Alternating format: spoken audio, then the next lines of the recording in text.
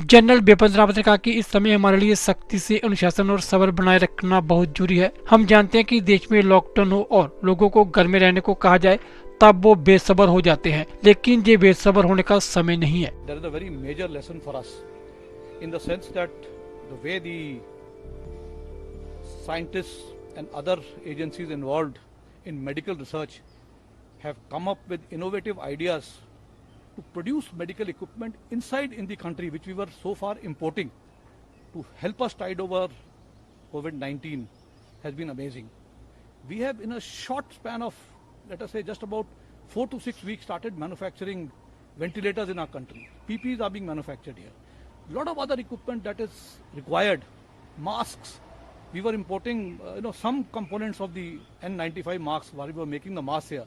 But our DRDO has come out with a different mask, which is M99, which I am told is superior to the N95. So you can see how fast the people have reacted. And I think there's a lesson in this for us in the defense services. We have been importing our weapons, equipment and ammunition from abroad.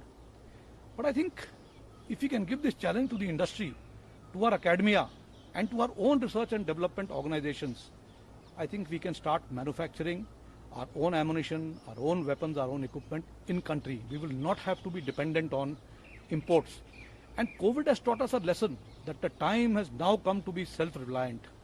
In times of crisis, nations will have to live by themselves. In fact, a country like India, and if we are looking at becoming a regional power, we will have to actually support other nations and not be dependent on support.